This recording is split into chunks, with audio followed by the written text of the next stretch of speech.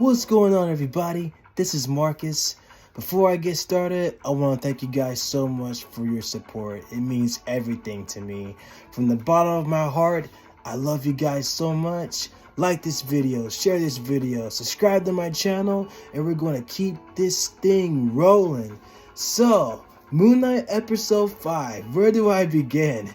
This episode is really good, and it definitely has ties to the original origins in the comics as well. So Moon Knight Volume 1, which came out September 1980, definitely has elements to the comics in the sense that it talks about how Mark was able to become Khonshu's avatar, and how he is able to talk about his mercenary life as well. So we definitely see the elements and how he was able to have his three personas. For example, Jake Lockley, Stephen Grant, and Mr. Knight's persona. So we pretty much see all those elements rolled into one.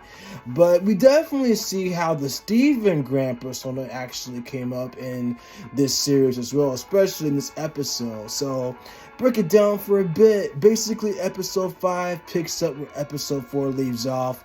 We see that Mark and Steven have confronted a Teravet, and we know that they're actually in the Duat. Now, the Duat in the Egyptian lore is actually the afterlife, and Teravet in the Egyptian lore is also the goddess of fertility and lover of women and children. So basically see that, and as Steven was opening up the doors, we see that there's a ship in front of them. So they actually boarded the ship with Teravet being the driver, and she took out the hearts of Mark and Steven to put them on the scales of justice to make sure that their hearts were balanced.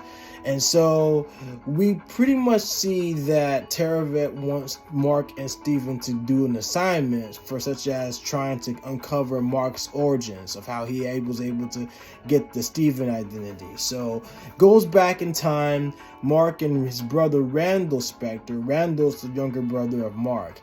And in the comics, Randall becomes Shadow Knight, who's actually Marc Spector's nemesis. So they become enemies in the comics. But we go back into the episode 5 series where they're little kids and they were going towards the river.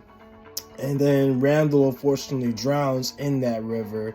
And then the mother actually blames Mark for the death of his brother Randall. As a matter of fact, at the beginning of the episode, we see his mom actually accusing Mark and blaming him for the death of her son, his brother, and then it cuts straight to Mark and Steven screaming at the side of Teravet. So, yeah, but other than that, unfortunately, we do see, child abuse in this episode, because we practically uncover how and why Mark had DID to begin with, because the trauma with his brother's death, and then also dealing with his mental health is pretty much explaining in this particular series, and how he created the Stephen Grant persona.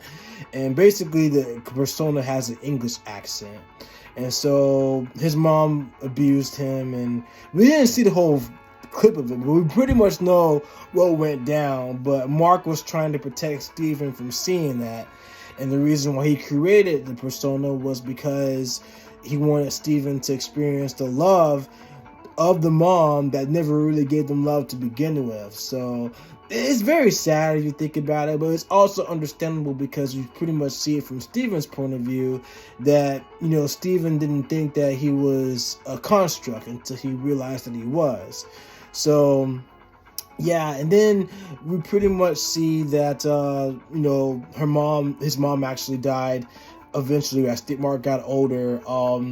Basically, she was killed, and then on top of that, they had the funeral, but then Mark didn't show up because we pretty much knew that the relationship that he had wasn't good at all. And so after that, the Stephen Grant persona took place. It actually took place full throttle too. And then that's pretty much where episode 1 kicks off. So yeah, which makes total sense because we see Stephen Grant in full form in the first episode, and we didn't really see Marc Spector until the end of the first episode as well.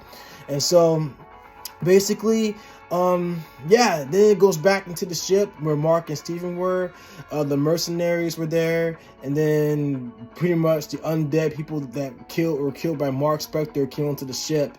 And then they fought them off. Steven heroically protected Mark, saying that he was good at cricket. So he used a cricket bat and then knocked off the undead. But then unfortunately, Steven hurled himself off of the ship, saving Mark, and then landed on the sand. And then unfortunately, Steven turned into glass. And so then by the end of the episode, Teravet led Mark into the fields of reeds. And so it leads off from there. But yeah, but we definitely see, the origins of how Marc Spector was able to use those identities, and how he was able to meet Khonshu for the first time after his run-in with Raoul Bushman, how he was going to kill himself until Khonshu told him, "Would you be my fist of vengeance?" And then be able to protect the innocent and to deal out punishment for the justice. And then basically, Mark accepted it, and he becomes Moon Knight. And so we pretty much see just like the origins, like dealing with real life issues like DID, and put them in the front, and then being able to explore them as well. So, but yeah, my heart actually, I had the feels of what happened to Steven, especially him turning into sand. And I definitely want episode 6 to be really good for next week. So it'll be really cool to actually see the 3 personas, because apparently there's a third altar out there too. So, which I think in the sarcophagus at the third altar, it's gotta be Jake Lockley. If Jake Lockley shows up, he's gotta have the New York accent too. So of course in the comics, he's a taxi cab driver. So being able to use that in the New York accent will be really cool. So I'm definitely calling it. It should be really good as far as like having those 3 altars coming together to be in Mark's body. So I'm looking forward to seeing what the final battle is going to be like against Arthur Harrow too. So I definitely want them to come back and at least give Arthur Harrow some fist of justice, So it'll be really cool to see that. But I love this series. I'm enjoying this series so far. I'll do an Easter egg breakdown too, so I'll definitely talk about that as well. But this is just my reaction for episode 5 from what I just watched today. So I had a chance to sit down and actually watch it. So I wanted to do a review with you guys and talk about it as well. But whenever an Easter egg breakdown drops, especially from new rock stars or Cosmic Wonder, I'll definitely do an Easter egg breakdown for that too though. So we'll definitely do it. But what do you guys think? You guys are enjoying Moon Knight? And if you guys have already seen episode 5, let me know what you guys think. Let me know in the comments down below. Comment below. I want to hear you guys' feedback. Let me know what you think. Don't be shy. Let me know. Because I'm definitely open to all kinds of opinions too. Because, like I said, I definitely want to be able to learn from you guys and just learn from people's opinions anyway. So, but yeah, let me know what you guys think. I'm looking forward for episode 6. It's going to be epic. And you can bet I'll do a review for that for next Wednesday as well.